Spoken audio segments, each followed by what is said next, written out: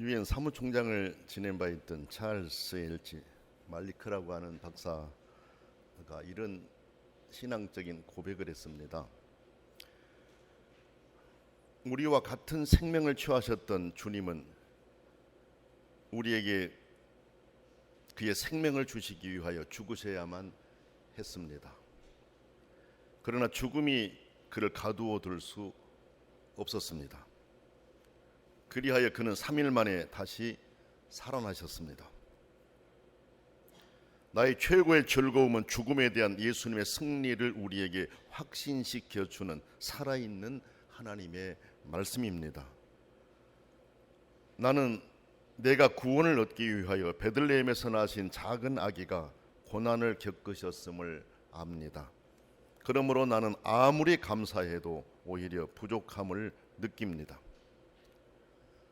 나는 매일 그를 더욱 잘 알기를 위하여, 그리고 그가 나에게 말씀하실 때 나의 마음이 강팍해지지 않고 그가 분명하게 내게 말씀하실 때 그에게 복종하고, 무엇보다도 그를 나의 하나님과 구세주로 경배하기를 위하여 기도합니다. 만일 우리가 인생에 있어서 다른 모든 것보다 더 그를 사랑한다면 그는 우리에게 우리의 문제를 정복하고 두려움을 극복하며 모든 유혹과 죄를 이길 힘을 주실 것입니다.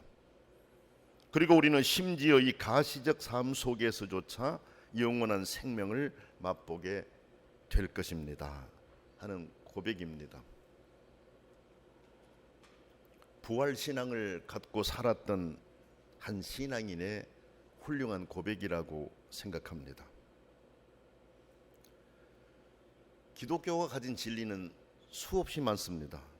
그런데 기독교가 가진 신앙의 그런 진리들 가운데 부활신앙은 가장 중요한 내용이 아닐까 이렇게 생각합니다. 그러나 그 진리는 신앙으로 받아들일 때 내게 효력이 있습니다. 진리 자체는 사실로 이미 존재하지만 그 사실을 받아들여 믿는 것은 내 몫이라고 하는 의미입니다. 과학은 증명하는 것이지만 신앙은 믿는 것이라고 여러 차례 말씀을 드렸습니다. 그렇다고 확실하지 않는 것을 믿는다라는 것이 아닙니다. 신앙은 내가 확인을 하지 않았고 내가 증명해 보지 않았지만은 그럼에도 믿는 것입니다. 성경의 여러 내용을 보면 우리의 믿음을 요구하는 것들이 너무나도 많습니다. 그 중에서 우리의 믿음을 요구하며 기독교 신앙을 지탱하는 중요한 사실들이 있는데 몇 가지를 얘기하면 다음과 같습니다. 하나님이 천지를 창조하셨다라고 하는 사실, 이것은 우리의 믿음을 요구합니다. 하나님이 창조하신 세상을 보세요.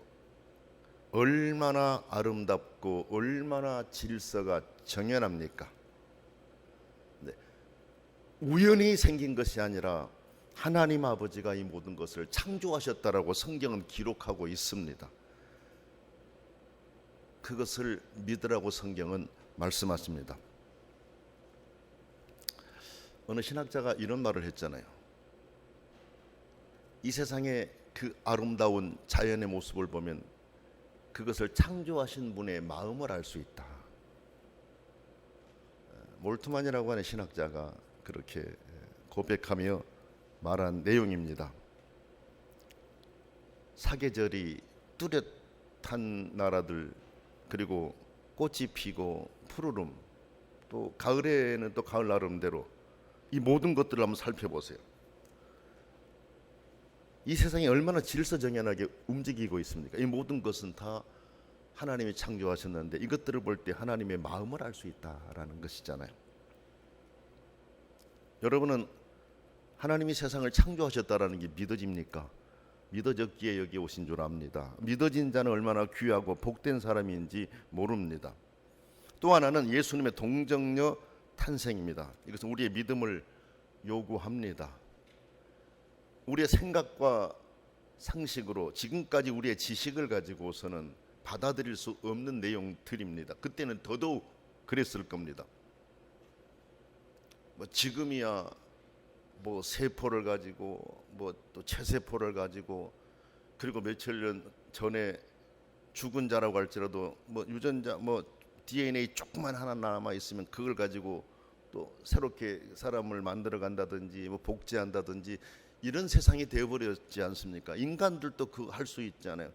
예, 근데 전능하신 하나님께 동정녀 탄생, 이건 하나님께서 하실 수 있는 일이에요. 그래서 우리는 이 믿음을 확실하게 갖는 것입니다. 예수님의 부활, 우리 믿음을 요구합니다. 예수님이 살아나셨다. 죽은 자 가운데서 다시 살아나셨다라고 하는 사실이에요. 여러분, 지금 과학자들이 뭐를 연구한 잖아요? 죽은 자를 부활시키는 거 과학자들이 연구하고 있잖아요. 여러분, 성경에 있는 내용들, 놀라운 사실들, 근데 과학자들도 해보려고 해요. 그러나 질적인 면에 따라갈 수가 없는 완전히 다른 부활의 모습이라고 하는 거 여러분이 기억하시기를 바랍니다. 그런데 예수님이 죽은 자 가운데 다시 살아나셨다라고 하는 거, 이건 믿음을 요구합니다. 대속의 진리, 우리 믿음을 요구하잖아요. 예수님이 나를 대신해서 죽으시고 나를 살리셨다라고 하는 이 진리, 받아들이기 어려워요. 어떻게 예수님이 세상에 십자가에 죽으셨는데 내가 살아나느냐, 받아들이기 어렵지 않습니까? 우리 생각할 때 불합리하게 느껴지는 경우가 많아요. 그래서 어느 신학자의 고백처럼 나는 불합리하기 때문에 믿는다. 증명할 수 있다면 신앙이 아니고 과학이잖아요. 신앙은 내가 내 생각으로 불합리하기 때문에 믿는다. 그렇다고 해서 그 진리가 틀린 것이 아니라 내 생각이 미치지 못하기 때문에 불합리하게 보인 것이잖아요. 예수님의 승천과 재림, 이 모든 것들 믿음을 요구합니다. 우리 이성을 가지고 우리 합리를 가지고 머리를 가지고 따져보려고 했었을 때 받아들이기 어려운 것들이잖아요. 여러분, 사람들은 자기가 합리적이라고 그래요. 그런데 보편적인 합리성을 가질 수 있나요? 아니잖아요. 다 주관적인 합리성이에요. 손이 안으로 굽게 되기 때문에 나는 합리적이라고 말한 사람이지만은 결국 객관적으로 합리적이라고 말하기는 어렵잖아요. 그렇게 우리는 온전하지 못합니다. 그런데 그것을 가지고 진리 자체를 우리가 거부하려고 해요. 그러나 우리가 이 사실을 믿을 때 우리는 복 있는 사람들입니다. 성경은 그것을 믿으라고 말씀하시고 또 믿는 자들이 여기에 모여 있는 줄을 믿습니다. 사람들은 아는 것만큼 일할 수 있습니다. 마찬가지로 기독교 신앙은 믿는 만큼 잘합니다. 믿은 만큼 일합니다. 그리고 믿은 만큼 열매를 맺습니다. 성도들의 모든 신앙의 결과들은 그 사람이 가진 믿음을 따라서 나타난다, 이렇게 볼 수가 있겠습니다. 우리는 사도 바울의 그 행위들을 보면서 이 사실을 보다 선명하게 알 수가 있습니다. 사도 바울은 처음에는 예수님 자체를 믿지 않았습니다. 도저히 받아들일 수가 없었으니까. 그렇지 않습니까? 예수님의 주님 되심을 믿지 않았기 때문에 주님의 부활을 믿을 수가 없었습니다. 오히려 예수 그리스도를 핍박하고 예수 그리스도를 믿는 교회를 핍박했습니다. 자기 생각 가지고는 받아들일 수 없으니까 하나님께서 강력한 권능으로 변화시켰습니다. 믿지 않을 수 없게 만들었습니다. 여러분요, 때로 우리가 하나님 아버지, 나는 머리로는 잘 믿어지지가 않아요. 하나님께서 강력한 힘을 내게 바라셔서라도 어떤 것을 체험해서라도 내가 확실히 믿어지게 해주십시오라고 그렇게 기도해 보세요. 진리이기 때문에 믿어지도록 하나님께서 역사하시리라 그렇게 믿습니다. 자, 그런 사도 바울은 하나님의 사랑과 은총에 의해서 하나님의 자녀가 되었고 하나님의 사역자가 된 이후에는 주님의 부활에 대해서 철저한 믿음으로 충만해 있었습니다. 전과 완전히 다른 모습으로 변해서 그리스도의 부활을 누구보다도 열심히 전하는 사람이 되었습니다. 말씀을 준비하면서 내 믿음의 단계는 어느 정도에 있을까를 생각해 보았습니다. 이 시간 여러분들도 내 믿음의 정도가 얼마쯤 될까 한번 자신을 점검해 보시기를 바랍니다. 내가 믿음 생활을 하면서 나타나는 삶의 열매들을 보면서 우리 믿음의 정도들을 점검해 볼 수가 있습니다. 물론 믿음 없이도 일할 수 있습니다. 믿음 없이도 얼마든지 모여 일하고 열심히 할 수 있습니다. 그러나 오래가지 못합니다. 마음의 상태를 통해서 차이를 발견할 수가 있습니다. 봄에 꽃이 피는 것을 내가 절대 믿을 수 없다고 부정한다고 해서 봄에 꽃이 피지 않는 것은 아닙니다.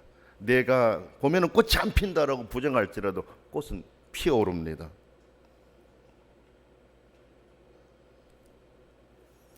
비록 나는 봄에 꽃이 피는 것을 믿지 않으려고 아무리 여러 사람에게 말하고 내 마음속에서 아니야 할지라도 여전히 꽃은 피어오른다라는 것을 기억해야 됩니다. 왜? 그것은 하나님이 주신 자연 질서이고 사실이기 때문에 그렇습니다. 사실은 모든 사람이 부정하더라도 사실로 남아있는 것입니다. 주님의 부활이 그렇습니다.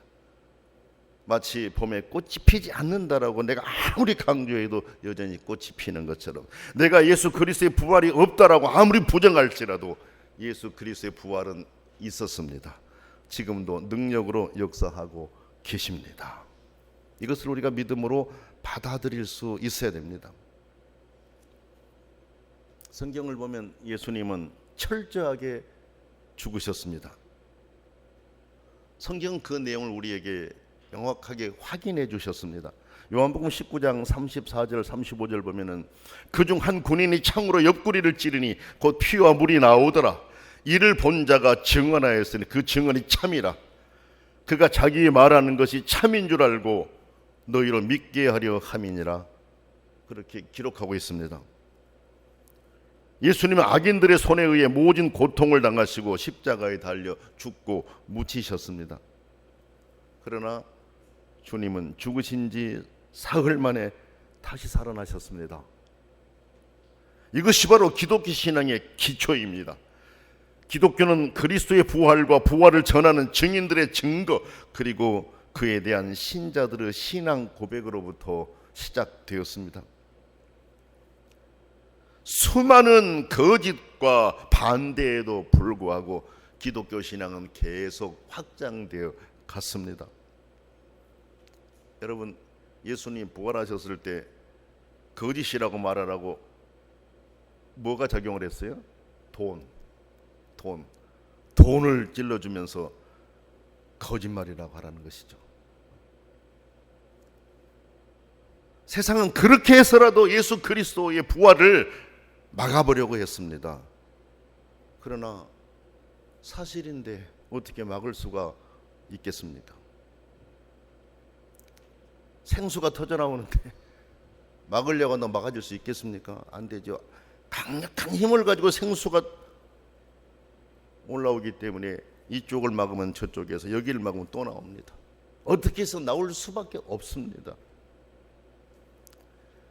예수 그리스도의 부활은 생명입니다. 그래서 세계 그리스도의 부활, 이 진리가 전해지지 않는 나라가 거의 없을 정도로 많이 전해졌고, 모든 계층 대부분의 많은 사람들이 이 사실을 알게 되었고 받아들이고 믿고 있습니다. 예수 그리스도의 부활이 없었다면 기독교도 없고 단지 이 생의 모든 것을 걸고 살아가는 가련한 존재로 우리는 살아갈 수밖에 없을 것입니다. 살다가 죽으면 끝나버리는, 더 이상 다른 세계가 없으니까 이것에 마침표를 찍어버리는 이런 생각으로 살아간다면 얼마나 허무하겠습니까? 만약 인생이 이 세상으로 끝난다면 나이가 먹어가는 것이 얼마나 한스럽고 두렵겠습니까? 그런데 하나님께서 이 세상 뒤에 오는 세상을 우리에게 준비하셨습니다.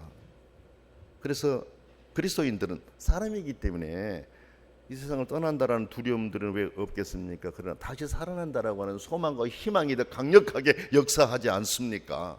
소망 붙들고 살아가지 않습니까? 믿음을 가지고 세상을 떠나신 분들 다시 만날 수 있다라는 희망에서 우리가 그날을 기다리고 살고 있지 않습니까, 여러분?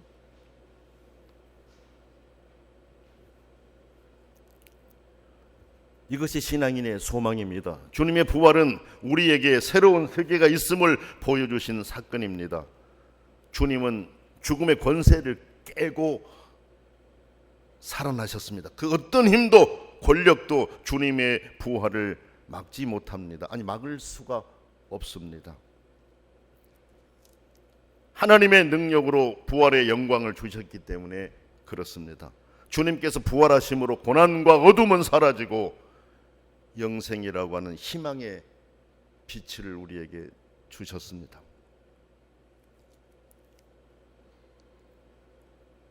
주님의 부활은 주님의 것만이 아니다. 성경은 그렇게 말씀하셨습니다. 주님의 부활은 장차 일어날 모든 성도의 부활의 첫 열매다 그랬습니다. 주님이 부활하셨다라고 하는 것은 장차 예수 그리스도를 믿는 사람들이 그렇게 부활할 것이다라고 하는 것을 우리에게 보여주신 사건이에요. 주님께서 죽음의 무서운 힘을 부수고 다시 살아나심으로 오늘 예수 그리스도를 믿는 성도들에게 희망을 주신 것입니다. 지금 그리스도를 믿고 증거하며 살아가는 모든 성도도 주님의 부활처럼 부활의 영광을 체험하게 됩니다. 우리는 이 신앙이 우리 속에 강하게 역사해야 합니다. 그래야만 용기를 가질 수가 있습니다. 그리고 우리의 신앙을 더 값지게 만들어갈 수가 있습니다. 부활의 주님은 거짓을 이기고 살아나셨습니다.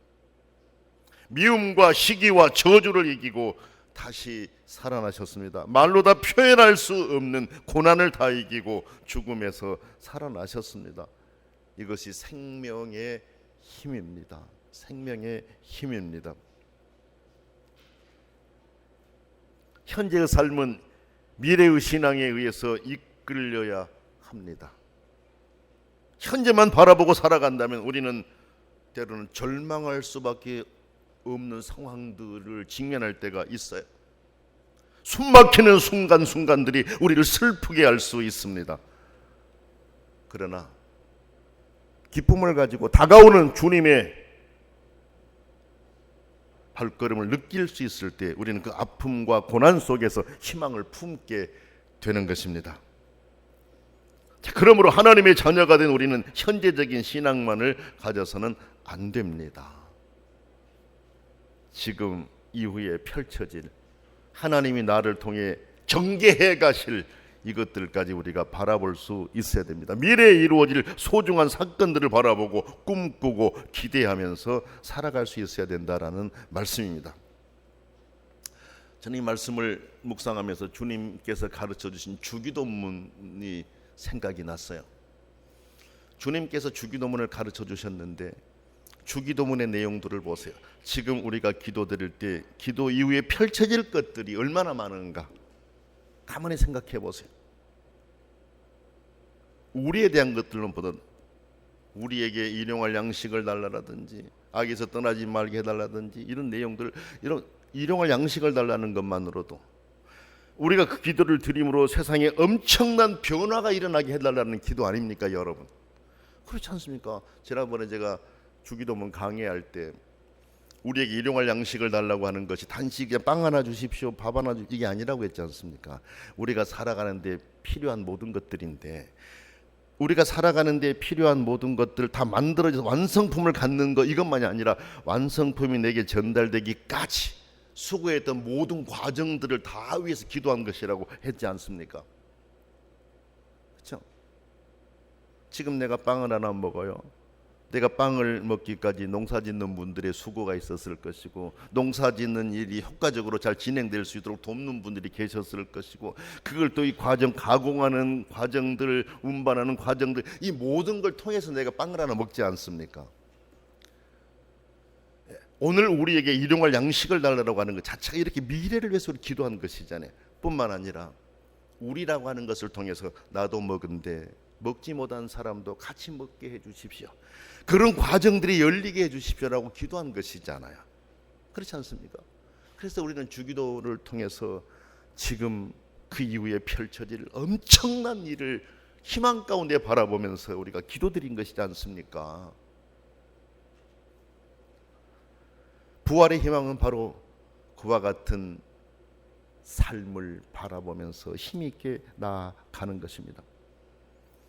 예수님께서는 죽으시기 전에 평소에 죽음 이후 사흘 만에 다시 살아나실 것을 강조하셨습니다. 그리고 부활에 대한 것을 누구에게 미리 보여주셨습니까? 변화산에서 제자들 세 사람에게 보내주셨습니다. 내가 죽더라도 고난당하더라도 좌절하지 말고 실망하지 말아라라고 하는 것을 이미 고난당하시기 전에 변화산에 세 제자를 함께 데리고 가서 변화산의 놀라운 체험을 그들이 하게 했지 않습니까? 그렇죠? 사랑하는 평화로운 교회 모든 성도 여러분, 부활의 이 놀라운 이 사건, 이 사실을 마음에 간직하면서 그 내용이 현실이 되었고 우리의 것이 될 것이라는 확신을 가지고 믿음의 길을 갈 수 있기를 원합니다. 오늘 우리도 현재 당하고 있는 이 모든 것들, 죽음이 있고 어둠의 세력들이 횡행하지만 그 어둠의 세력의 미래는 결정적으로 패한다라고 하는 것을 기억합시다. 궁극적으로 원수들은 파멸할 것이고 죽음도 파멸할 것이고 하나님은 그리스도를 통해 승리할 것이며 신자들은 그리스도 안에서 승리하게 될 것을 확실히 믿으시기를 바랍니다. 그것은 주님의 부활처럼 성도들도 죽음이 끝이 아닌 새로운 세계를 보게 될 것이라는 말씀입니다. 부활신앙을 가진다라고 하는 것은 특권 중에 하나라고 말할 수가 있겠습니다. 아무나 믿을 수 없잖아요. 그런 데가 믿어진다라고 하는 것은 특권 아닙니까, 여러분? 아무나 이 신앙을 가질 수가 없기 때문에 그래요. 다른 사람이 어리석다고 생각할지라도 이 신앙을 가진 자는 마음에 행복이 있지 않습니까? 다른 사람들이 느끼지 못한 행복이 있지 않습니까? 그렇지 않습니까? 부활신앙을 거부한 사람들이 없는 행복이 부활신앙을 믿는 우리 안에 있지 않습니까, 여러분? 얼마나 귀한 일입니까? 부활신앙이 없는 자들이 가지지 못하는 또 다른 기쁨과 평안이 부활신앙을 가진 우리에게 있지 않습니까, 여러분? 사람이 가장 두려워하는 죽음의 문제가 해결되기 때문에 그렇고 미래의 희망을 보기 때문에 그렇습니다. 독일의 시인 괴테를 여러분은 잘 아실 겁니다. 괴테가 남긴 글 가운데 이런 참 의미 있는 내용이 있습니다. 인간이 이 세상에서 아무리 득세를 하였다고 하더라도 죽은 후 다시 사는 문제를 해결하기까지는 처량한 나그네일 뿐이다 라는 말을 했습니다. 되새겨보고 싶은 그런 내용 아닙니까? 인간이 이 세상에서 아무리 득세를 하였다고 하더라도 죽은 후 다시 사는 문제를 해결하기까지는 처량한 나그네일 뿐이다. 그런데 우리는 죽음 후 다시 사는 문제를 해결했으니 복 있는 사람들입니다. 그 사실을 성경에서는 알려주셨고 그 사실을 믿고 있으니 얼마나 복 있는 사람들입니까? 근데 성도 여러분, 부활신앙은 마지막 부활에 관한 신앙이지만 또한 우리가 사는 현실에서의 문제이라는 것도 우리가 알고 담대하게 이 말씀을 받아들이며 살아가야 하겠습니다. 왜냐하면 우리가 겪게 되는 모든 문제가 그리스도 안에서 선하게 해결되고 우리에게 즐거움이 찾아올 것이라는 진실한 소망이 있기 때문에 그렇습니다. 이런 신앙으로 매사를 즐겁고 힘있게 살아가는 성도들이 되십시다. 오늘 부활하신 그리스도께서 여러분의 삶 속에 능력으로 다가가 역사하시기를 원합니다.